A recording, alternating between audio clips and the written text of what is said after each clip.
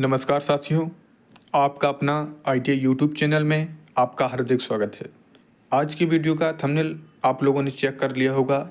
जो आज का हमारा वीडियो होने वाला है वह आईटीआई के most important question electrician theory की आज हम आपको बताने वाले हैं, जिसमें उपकरण या उनके नाम या उनकी सुरक्षाएँ किस तरीके से किए जाते हैं, जो कि पहला चैप्टर है, उसके बारे में हम आपको आज बताने वाले हैं। वीडियो में अगर आप पहली बार जुड़े हों, हमारी वीडियो को लाइक करें, हमारे चैनल को सब्सक्राइब करें। चलिए वीडियो स्टार्ट करते हैं। आपके सामने एक पहला क्वेश्चन खुल चुका है।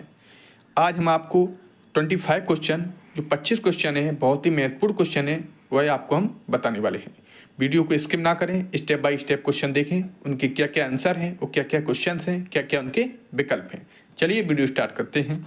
पहला क्वेश्चन है आपके सामने, एक टेनन आरी के कुंद दांतों को तेज करने के लिए किस रेती का उपयोग किया जाता है।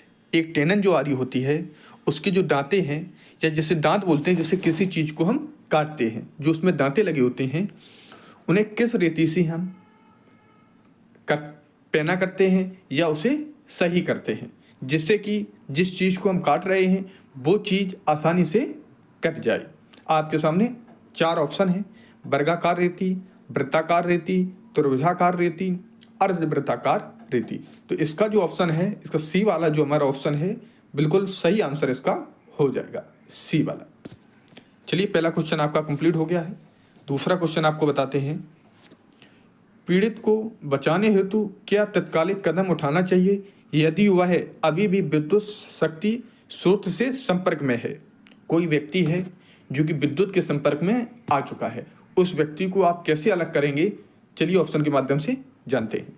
हाथों द्वारा खींचें या धक्का दें, अपने प्राधिकारी विद्युत झटके के बारे में जानकारी दें, किसी को उस व्यक्ति को छुड़ाने हेतु बुलाएं, या संयोजकों को अलग करके शक्ति आपूर्ति को बंद करें। चलिए इस क्वेश्चन को आप समझिए। कोई व्यक्ति है, कोई छात्र हुआ, किसी विद्युत के संपर्क में आ चुका है, तो सबसे पहले आप क्या करेंगे कि उसमें जो जिस विद्युत से आपका साथी या आपका मित्र या कोई व्यक्ति कनेक्ट हुआ है, पहले उस शक्ति को आप बंद करने का प्रयास करें। किसी कारण बस आप उसे बंद नहीं कर सकते हैं जहां से बिजली उसमें उत्पन्न हो रही है, तो क्या करेंगे कि संयोजक को अलग करके शक्ति आपूर्ति बंद करेंगे। प्रयास करेंगे कि शक्ति बंद हो जाए, उसमें विद्युत जहां से जा रही है। अगर किसी कारण बस उस शक्ति को आप बंद नहीं कर पाते हैं, तो किसी लकड़ी के डंडे से उस व्यक्ति को अलग करने का प्रयास करें। तो इसका जो ऑप्शन है, डी वाला ऑप्शन हमारा बिल्कुल सही हो जाएगा। दूसरे वाले क्वेश्चन का डी वाला ऑप्शन बिल्कुल हमारा सही हो जाएगा। चलिए तीसरा क्वेश्चन आपको ले चलते हैं, तीसरे क्वेश्चन की ओर। इसमें क्या है, अपशिष्ट निपटान विधि कौन सी है जो गर्मी पैदा करती है। अपनिष्ट विधि कौन सी है जो गर्मी पैदा करती है। गर्मी किससे होती है? भस्मीकरण से। गर्मी आप किससे पैदा कर सकते हैं? भस्मीकरण से। जो इसका जो ऑप्शन हो जाएगा, बिल्कुल सी वाला जो हमारा ऑप्शन है, बिल्कुल सही ऑप्शन हो जाएगा, सी वाला ऑप्शन। चलिए चौथे क्वेश्चन की ओर आपको ले चलते हैं। निम्न में अग्निरोधक को उपयोग करने का सही क्रम क्या होता है। जो अग्निरोधक जो यंत्र होता है, जिसे अग्निशमन यंत्र भी बोल सकते हैं, ये फायर एक्सटिंग्विशर भी बोल सकते हैं। चलिए इसके विकल्प के माध्यम से हम जानते हैं। खींचना, निशाना लगाना, दबाना, घुमाना। दूसरा ऑप्शन है खींचना, निशाना लगाना, घुमाना, दबाना। तीसरा ऑप्शन है धकेलना, अव्यवस्थित करना, दबाना, घुमाना। चौथा ऑप्शन है धकेलना, व्यवस्थित करना, घुमाना, अनुक्रम। इसका जो ऑप्शन है हमारा ए वाला ऑप्शन बिल्कुल सही हो जाएगा। खींचना, निशाना लगाना, दबाना, घुमाना, ये वाला ऑप्शन ए वाला है हमारा, बिल्कुल सही हो जाएगा। चलिए आपके 5वें क्वेश्चन की ओर आपको ले चलते हैं। जो अग्निशमन यंत्र होता है, उसका कार्य क्या होता है। जो जिसे हम आग बुझाने के लिए उपयोग में लाते हैं, उसका कार्य क्या होता है। चलिए ऑप्शन के माध्यम से समझिए। अग्नि में ईंधन मिलाना, अग्नि से ईंधन को अलग करना, जल का उपयोग करके तापमान कम करना, अग्नि को ऑक्सीजन की आपूर्ति से अलग करना। जैसे कहीं किसी कारणवश आग लग जाती है, तो उसमें क्या होता है, आग लगने से जैसे ही आग ऑक्सीजन के संपर्क में आती है, जो आग के जलने की गति होती है वो अधिक हो जाती है। और जो अग्निशमन हमारा यंत्र होता है, वो क्या करता है कि आग को ऑक्सीजन की आपूर्ति से अलग करता है। तो इसका जो हमारा ऑप्शन हो जाएगा ऑप्शन नंबर 4, इसका जो डी है बिल्कुल सही हो जाएगा। चलिए ये भी ऑप्शन जो क्वेश्चन था वो आपका कंप्लीट हो चुका है। 6वें क्वेश्चन की ओर आपको ले चलते हैं। इसमें क्या है, इस सुरक्षा चिन्ह का क्या नाम है? जो चिन्ह आपके सामने दिखाई दे रहा होगा इसका क्या नाम है? चलिए ऑप्शन के माध्यम से हम आपको बताते हैं। चेतावनी चिन्ह, आवश्यक चिन्ह, निषेधक चिन्ह या सूचनात्मक चिन्ह। यह जो हमारा निशान है जो आपको दिखाई दे रहा होगा इसका क्या कार्य होता है? किसी चीज़ को सूचना देना, आपको दर्शाना कि ये सूचनाएं इस तीर के या ये निशान के माध्यम से आपको बताई जा रही हैं। तो इसका जो ऑप्शन हो जाएगा डी वाला ऑप्शन हमारा है वो बिल्कुल सही हो जाएगा। चलिए 7वें क्वेश्चन की ओर आपको ले चलते हैं। इस सचेतक चिन्ह का क्या नाम है? ये चिन्ह आपके सामने जो कि प्रदर्शित है आपको दिखाई भी दे रहा होगा, इसका क्या कार्य है या किस चीज को दर्शाता है? चलिए ऑप्शन के माध्यम से समझते हैं। विद्यालय, संरक्षित, असंरक्षित, पैदल क्रॉस करना। इसमें आपको दिखाई दे रहा होगा कि एक जो व्यक्ति है वो किसी रोड पर पैदल चल रहा है, आपको उसमें दिखाई भी दे रहा होगा।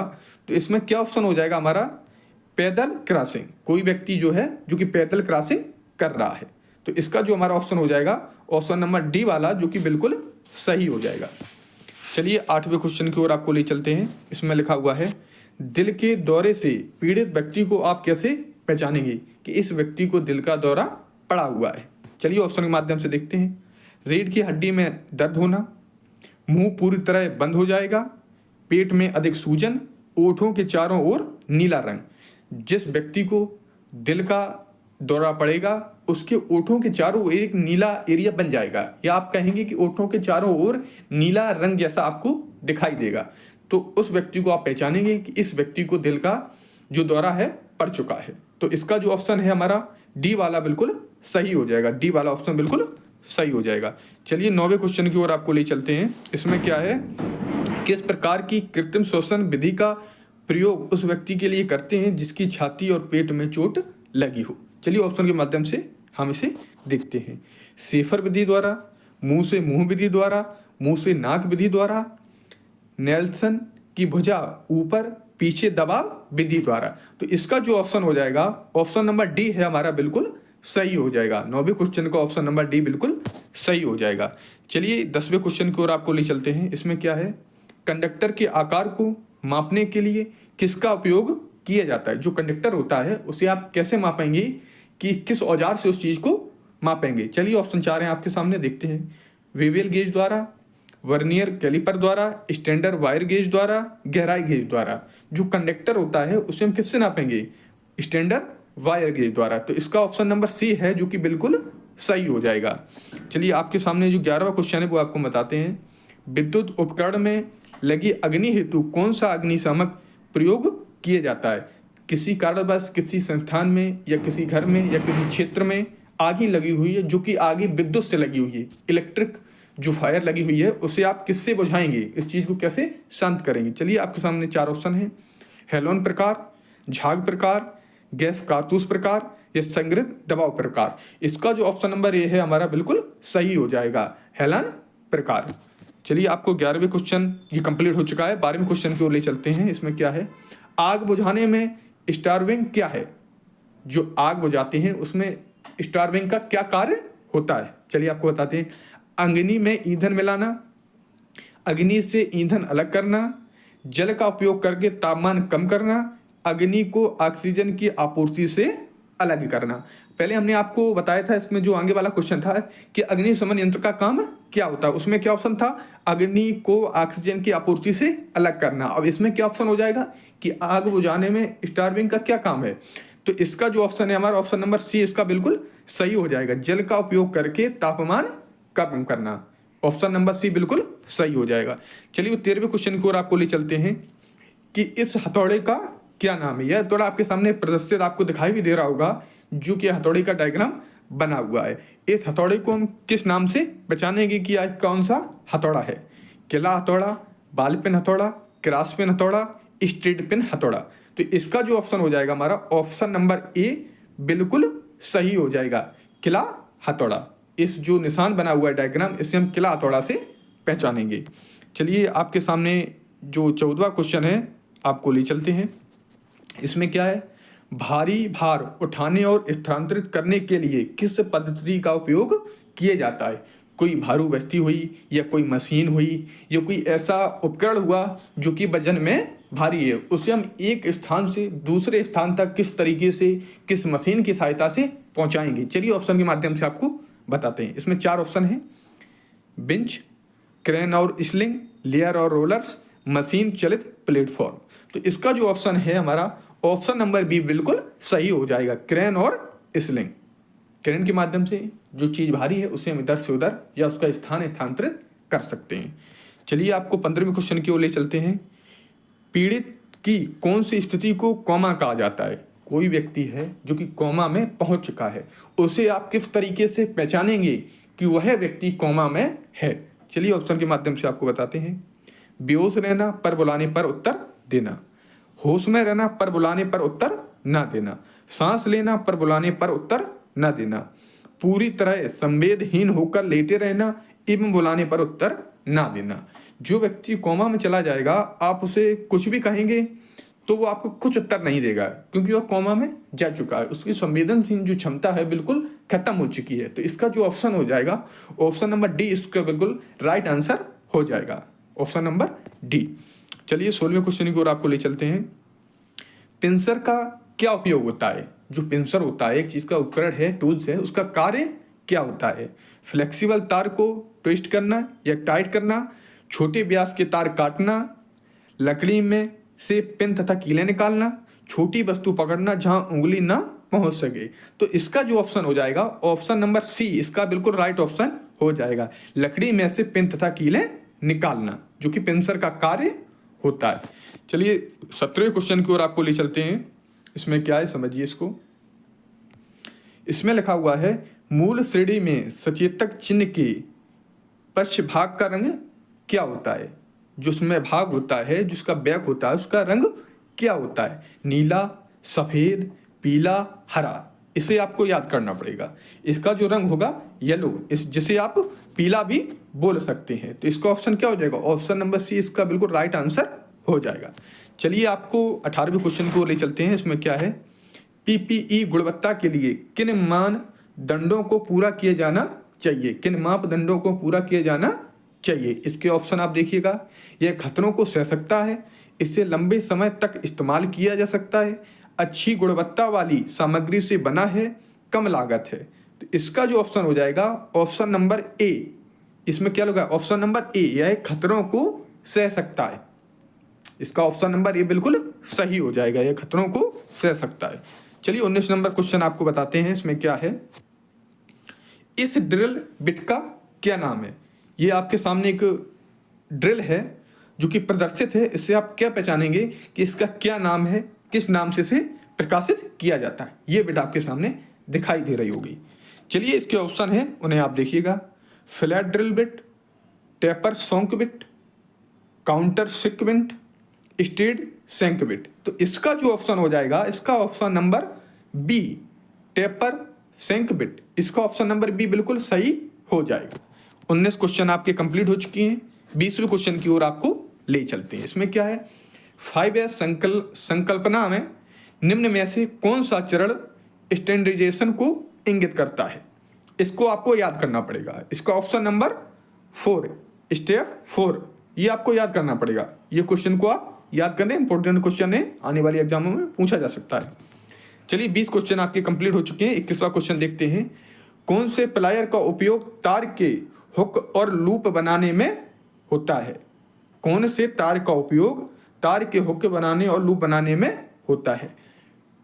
Flat knows plier, long nose plier, round knows plier, diagonal cutting plier. तो इसका जो ऑप्शन हो जाएगा ऑप्शन नंबर डी है। ऑप्शन नंबर डी आपको दिखाई दे रहा होगा, इसका राइट आंसर जो कि हो जाएगा डायगोनल कटिंग प्लायर। चलिए 21 क्वेश्चन आपके कंप्लीट हो चुके हैं। 25वें क्वेश्चन की ओर आपको ले चलते हैं। इसमें क्या है, इस रेती का क्या नाम है। जो रेती आपके सामने प्रदर्शित है, आपको दिखाई दे रही होगी, जिसका डायग्राम जो बना हुआ है, इसका क्या नाम है। चलिए ऑप्शन के माध्यम से देखते हैं। इसमें है स्पर्श कट रेती, एकल कट रेती, दोहरी कट रेती, वर्गाकार कट रही थी। तो इसका जो ऑप्शन हो जाएगा ऑप्शन नंबर ए, जो कि हमारा बिल्कुल सही हो जाएगा। चलिए 22 क्वेश्चन आपके कंप्लीट हो चुके हैं। 23वें क्वेश्चन की ओर आपको ले चलते हैं। इसमें क्या है, इस औजार का क्या नाम है? जो औजार आपके सामने प्रदर्शित है इसका क्या नाम है? Wire stripper, crimping tool, combination plier, diagonal cutting plier. इससे हम क्या कहेंगे, जो आपके सामने डायग्राम दिखाई दे रहा होगा ये वाला, इसका जो ऑप्शन बिल्कुल हो जाएगा ऑप्शन नंबर डी बिल्कुल राइट आंसर हो जाएगा, डायगोनल कटिंग प्लायर। चलिए 23 क्वेश्चन आपके जो कि कंप्लीट हो चुके हैं।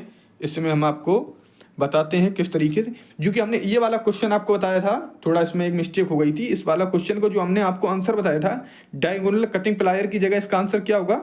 इसका आंसर आपका होगा round knows plier, round knows plier. चलिए जो क्वेश्चन आपके कंप्लीट हो गए हैं, ये भी क्वेश्चन आपका कंप्लीट हो गया, ये 23 वाला भी हो गया। 24 वाला क्वेश्चन आप देखिए, इसमें क्या होगा, इसमें लिखा पीड़ित के रक्त के बहाव को रोकने के लिए क्या प्राथमिक चिकित्सा उपलब्ध कराई जाती है? ऑप्शन देखिए, मल्लम लगाना, चोट लगे हुए भाग को ऊपर रखना, चोट लगे हुए भाग को ड्रेसिंग करना, ये चोट लगे हुए भाग पर दबाव डालना। तो इसका जो ऑप्शन हो जाएगा ऑप्शन नंबर डी बिल्कुल सही आंसर हो जाएगा। ऑप्शन नंबर डी, चोट लगे हुए भाग पर दबाव डालना। प्राथमिक उपचार क्या होता है कि चोट लगे हुए दाव पर दाब अगर डालेंगे तो उसमें क्या होता है, कभी कभार किसी भी तरह की जो चोट लगी हुई है या आपको किसी ऐसे लोहे से इंस्ट्रूमेंट से चोट लगी हुई है जो उसके इंस्पेक्शन के कण होते हैं, पहले वो बाहर निकल जाएं, आप जो थोड़ा दबाएंगे, जो इंस्पेक्शन जो आपके अंदर गया है उसे आप बाहर निकालेंगे। उसके बाद क्या करेंगे, आप उस जगह को साफ करेंगे, उसकी ड्रेसिंग करेंगे, उसके बाद उसमें पट्टी वगैरह हुई आपकी या जो फर्स्ट एड किट होती है उसके माध्यम से उसे आप सही करेंगे। ये आपके 24 क्वेश्चन कंप्लीट हो गए हैं। 25 क्वेश्चन आपका है। इसमें देखिए, यदि पीड़ित को सिर में चोट लगी है, वह मर रहा है, तो उसके लिए सोडियम घंटा कौन सा होगा? जो कि किसी व्यक्ति को सिर में चोट लगी है तो उसे आप पहला उपचार किस तरीके से देंगे, कितने समय तक उस उपचार को मिलना चाहिए? तो इसका ऑप्शन देखिए, 15 मिनट, 30 मिनट, 45 मिनट, 60 मिनट। तो इसका जो आंसर हो जाएगा हमारा 30 मिनट तक आप उसे चीज़ को हर तरीके से उपचार में लाएं। 30 मिनट से अगर ज़्यादा होता है तो उसकी स्थिति है संवेदनशील स्थिति में पहुंच जाएंगी। तो आप प्रयास करें 30 मिनट तक उस स्थिति को सही कर लें या उसे सही तरीके से उसे सही कर लें। कुल मिला के 30 मिनट के अंदर आप उस व्यक्ति को किसी एडकिट हुई या कुछ उपकरण हुआ या कुछ तरीके की ड्रेसिंग हुई उससे सही करने का प्रयास करें।